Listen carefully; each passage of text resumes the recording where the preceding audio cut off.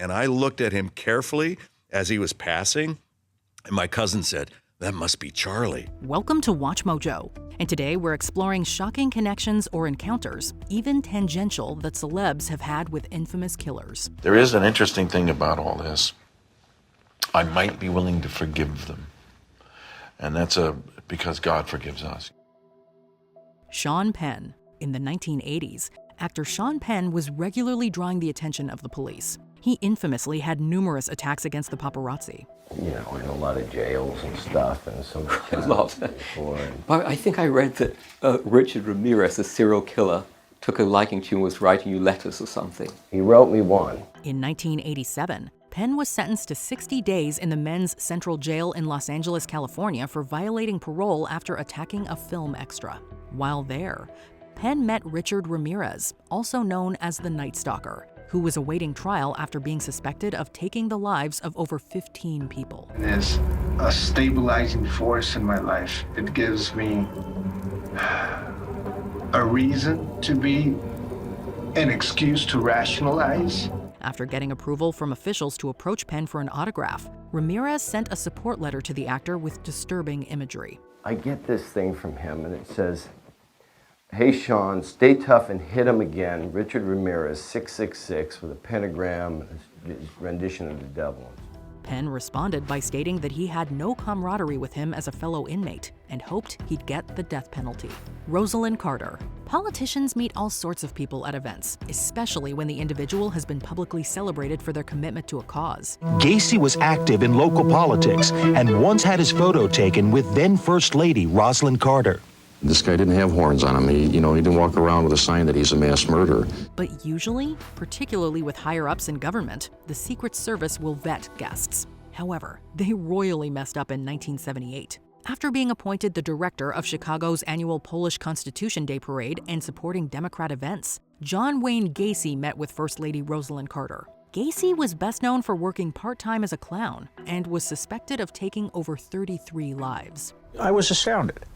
This is a hard-driving, very hard-working individual. This is a guy who appeared to have the social norms and the social values of the average middle American right down to the ground. At the event, the killer wore a special pin to show he was cleared to meet Carter, even getting a photograph with her that she autographed. Around 7 months later, Gacy was arrested for his crimes. On March the 13th, 1980, John Wayne Gacy was found guilty and sentenced to serve 12 death sentences and 21 natural life sentences. Travis Holman.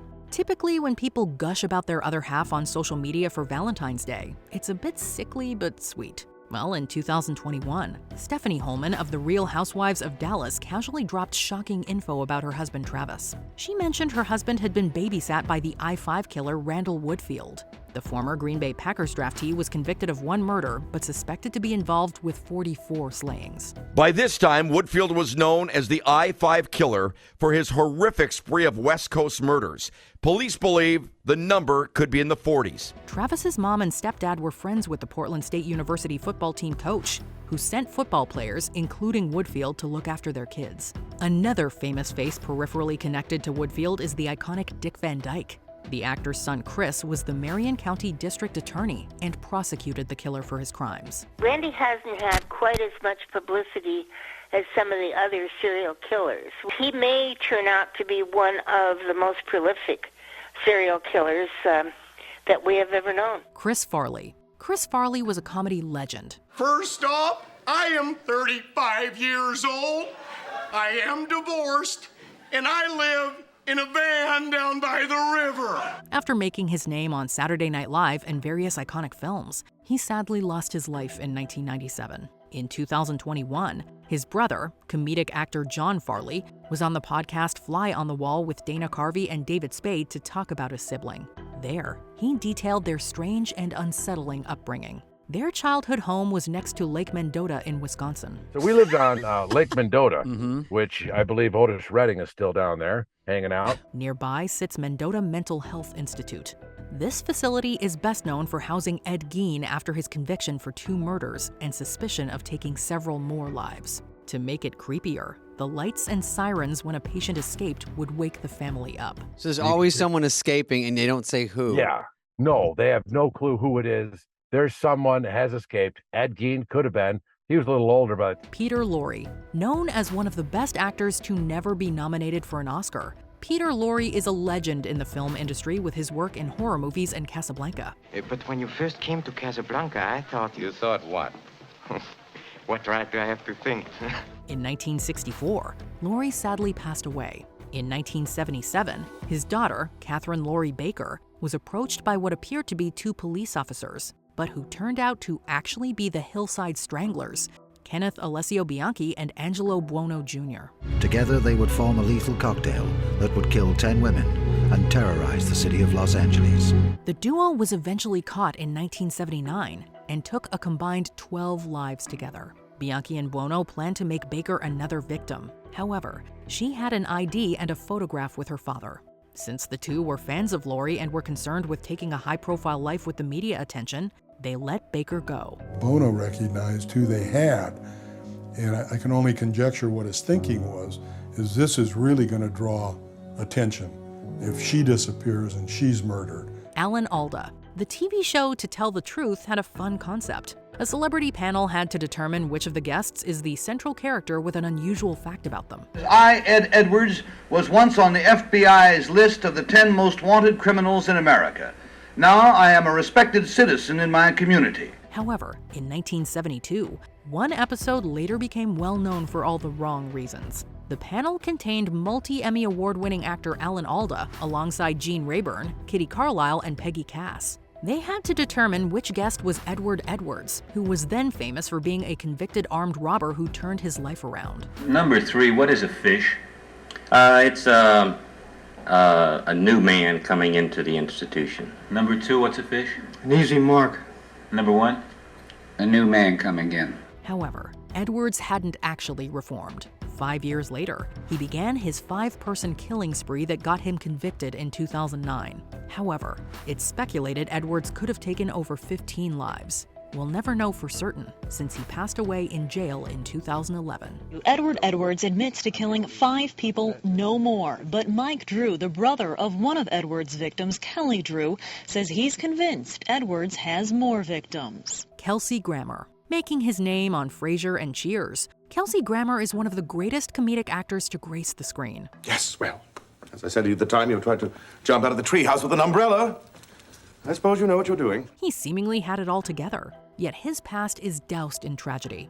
In 1975, his teenage sister Karen Grammer was waiting at a restaurant in Colorado Springs, Colorado, for her boyfriend's shift to finish. But after robbing a store and believing she could be a witness, a group of men led by Freddy Glenn kidnapped Karen and attacked her before Glenn took her life. Do you ever get over it? No, but you put it in context of your life, and you let them. I've tried since to try to just cherish this presence in my life. In 1976, he was sentenced for taking 3 lives and being involved in the deaths of up to 5. Grammer has spoken at Glenn's various parole meetings. While he forgives his sister's killer, the actor doesn't believe he should be free. She was a terrific kid. She was a wonderful, wonderful person. I miss her all the time. And I accept that you actually live with remorse every day of your life, but I live with tragedy every day of mine. Ashton Kutcher. In 2001, Ashton Kutcher was carving out a name for himself as an actor. No, wait, back up. Why'd he get suspended? Because he's stupid. They can do that?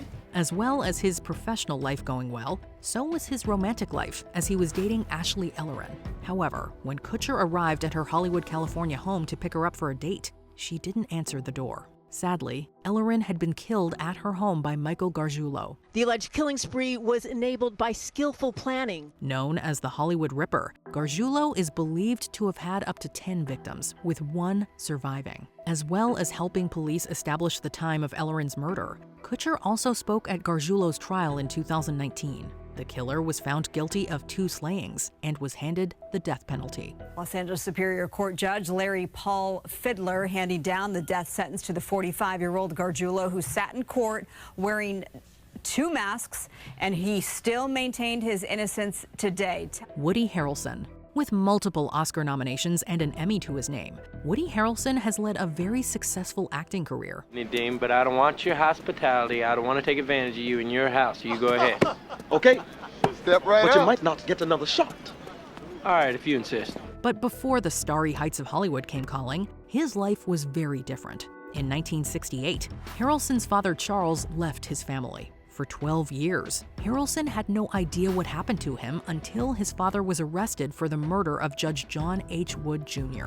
The cold-blooded killing of U.S. Judge John Wood here in San Antonio rocked the nation. Charles had become a contract killer and had already been convicted of another murder and was released before this infamous case. Charles received 2 life sentences for taking Wood's life and died in 2007. Charles Harrelson, Woody Harrelson's dad, was found guilty for Judge Wood's murder. It's rumored he took dozens of lives, although numerous claims have been unproven. Before we continue, be sure to subscribe to our channel and ring the bell to get notified about our latest videos. You have the option to be notified for occasional videos or all of them. If you're on your phone, make sure you go into your settings and switch on notifications. Bryan Cranston. Long before Breaking Bad turned him into a household name, in 1968, Bryan Cranston and a cousin visited Spahn Ranch in California, which was sometimes used for filming movies and horse riding. We were renting our horses, and some guy came in and started screaming, "Charlie's on the hill! Charlie's on the hill!" While doing the latter, the young Cranston witnessed notorious cult leader Charles Manson, who lived there for a time as Manson rode a horse. One little man with black hair and dark, dead eyes who was on the horse, but he wasn't holding his own reins. Another actor who met Manson was Danny Trejo. In 1961, while incarcerated at Los Angeles County Jail, Manson used hypnotism on the future actor. Another connection involves the Beach Boys' Dennis Wilson. Wilson stumbled into a friendship and music collaboration with Manson, which ended shortly before Manson led his cult to kill several people. Manson and his followers began a series of brutal killings that would see them convicted and sentenced in the most high-profile murder case of its time. There were repercussions for Dennis, as inevitably he was questioned about his relationship with Manson. What other connections did we miss? Let us know in the comments. You know, Richard, it's impossible to be incarcerated and not feel a certain kinship with your fellow inmates. Well, Richard, I've done the impossible. I feel absolutely no kinship with you. Did you enjoy this video? Check out these other clips from WatchMojo, and be sure to subscribe and ring the bell to be notified about our latest videos.